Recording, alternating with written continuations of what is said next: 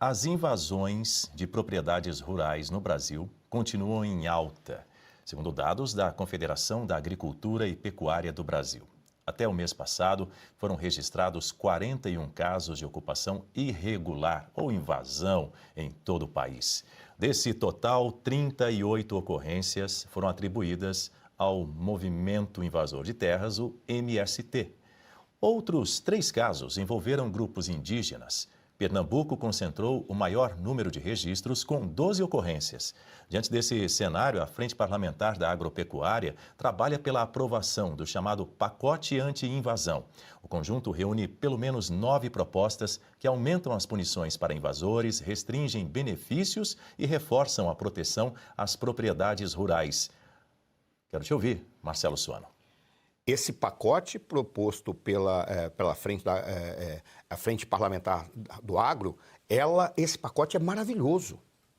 Por quê? Porque ele vai no cerne da questão, defendendo a propriedade, defendendo a atividade, defendendo o setor, defendendo o segmento e defendendo esses empreendedores que dedicam tanto tempo para carregar o Brasil nas costas. Porque é isso que está acontecendo.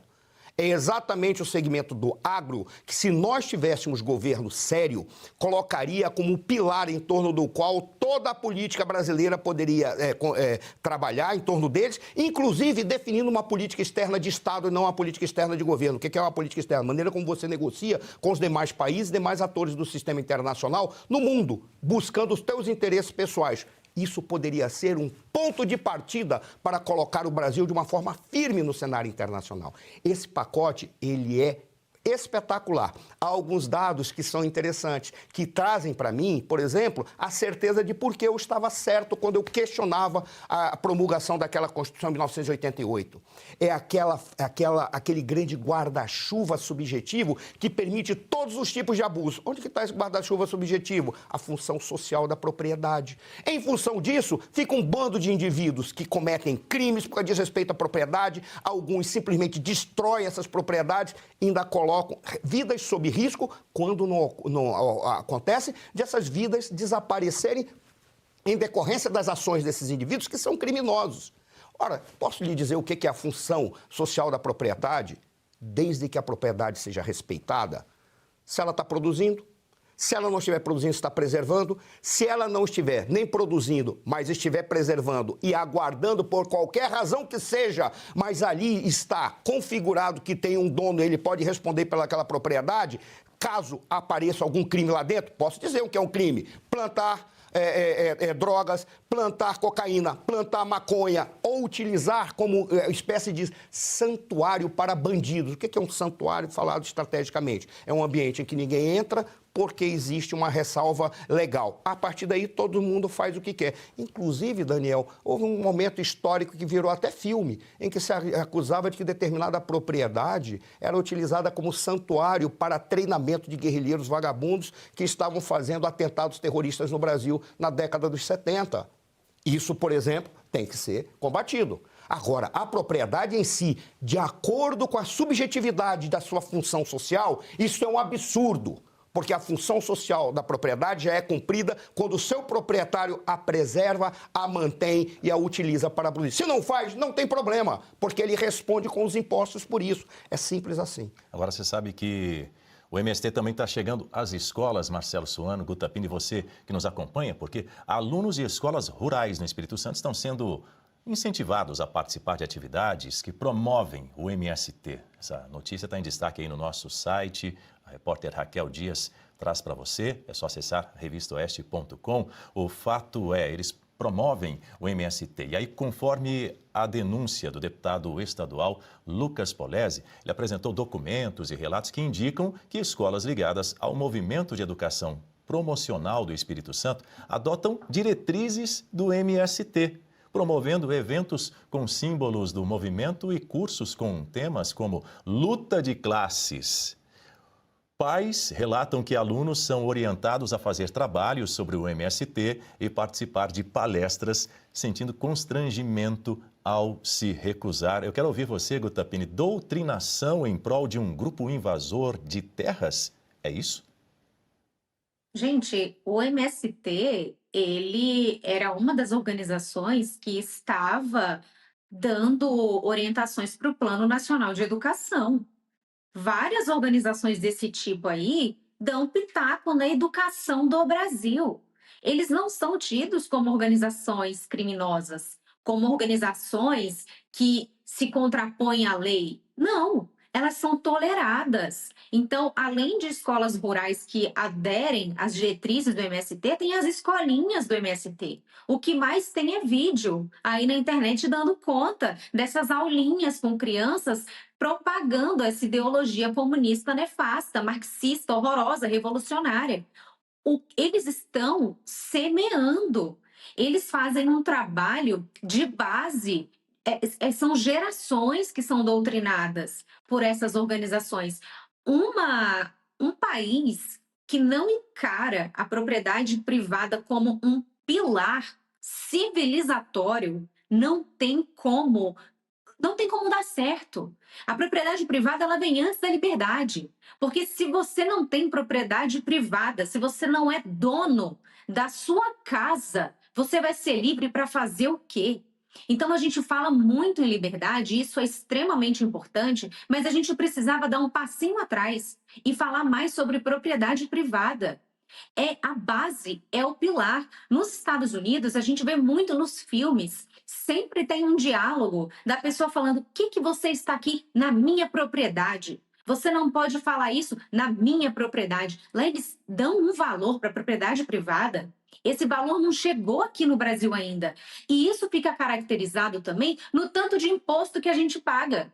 Porque quando a carga tributária ela é extremamente elevada, isso nada mais é do que também o governo entrando na sua propriedade privada, no seu dinheiro, pegando o seu bolso, como se aquilo que você produziu, o seu rendimento, não fosse de direito seu, e sim uma forma do Estado aumentar a sua arrecadação. Então, está tudo errado aqui no Brasil. A existência do MST, a tolerância que se tem com essa organização que chega sim a ser criminosa, é um sintoma de como se vê a propriedade privada no Brasil. O professor Marcelo Suano trouxe muito bem essa lembrança, que está lá esculpido na nossa Constituição Federal, a função social da propriedade.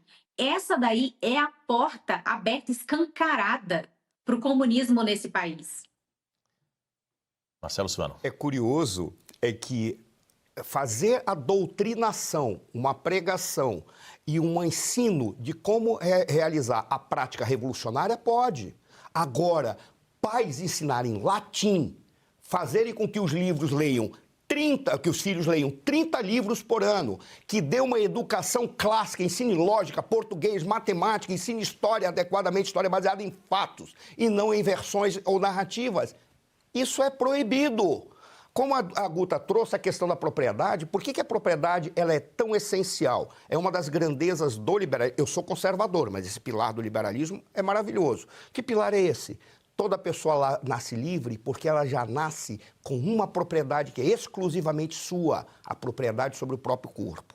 Como é que ela se apropria do mundo? Por intermédio do seu trabalho, da sua inventividade e das suas ações. Esse é um pilar que faz com que a propriedade seja tão essencial, inclusive para defender a liberdade do ser humano. Aí é que está o ponto. E essas subjetivações, Daniel, só colocam sob risco os nossos direitos fundamentais. Mais uma vez, pode ensinar a matar pessoas no processo revolucionário, mas não pode ensinar latim, lógica, grego, português, matemática, a ter educação e a ler pelo menos 30 livros por ano, como fizeram aqueles pais. Suano se refere àquele caso lá em Jales, que a Oeste tem acompanhado de perto.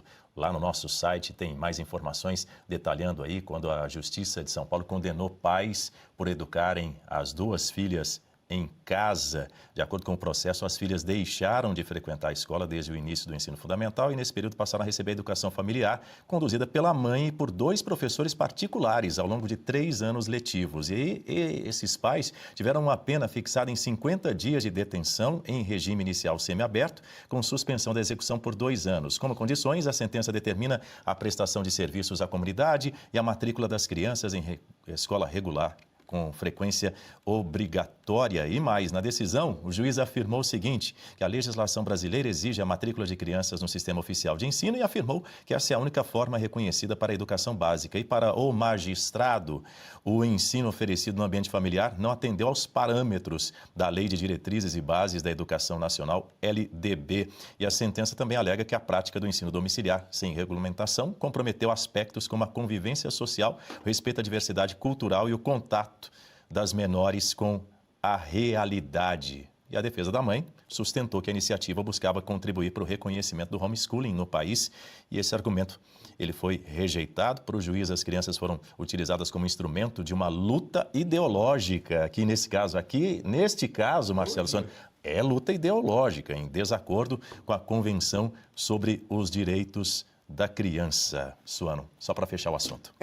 Você observa, é uma luta ideológica. Por qual razão? Porque, da perspectiva deles, a ideologia que tem que vingar é apenas a ideologia da esquerda. Não à toa, eles ficam ensinando a praxis revolucionária. Que é a praxis revolucionária? As ações práticas para a tomada do poder, defendendo a causa proletária. É isso que é a praxis revolucionária. Para isso pode.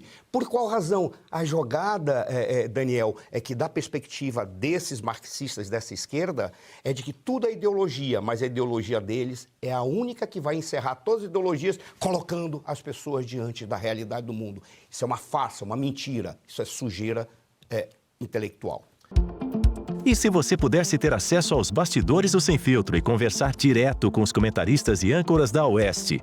Agora, isso é possível com o Clube de Membros do nosso canal no YouTube. O clube foi criado para quem quer dar um passo além e fazer parte de uma comunidade exclusiva. São 3 níveis de assinatura, pensados para aproximar você da nossa equipe. No plano apoiador, você ganha destaque no chat, figurinhas personalizadas e acesso a publicações exclusivas na comunidade do canal. Quer estar ainda mais perto da Oeste? Nos níveis Engajado e VIP, nós liberamos acesso às lives fechadas com nossos apresentadores e comentaristas, nas modalidades mensal ou semanal. Você também participa de sorteios de livros e produtos da Oeste, além de acesso antecipado a vídeos e a uma visão direta dos bastidores do programa Oeste Sem Filtro. Faça parte do nosso clube de membros e tenha acesso a lives exclusivas comigo e com todo o time da Oeste. Se você acredita na importância de um jornalismo livre, independente e comprometido com os fatos, clique agora no botão Seja Membro e conheça todos os detalhes e vantagens de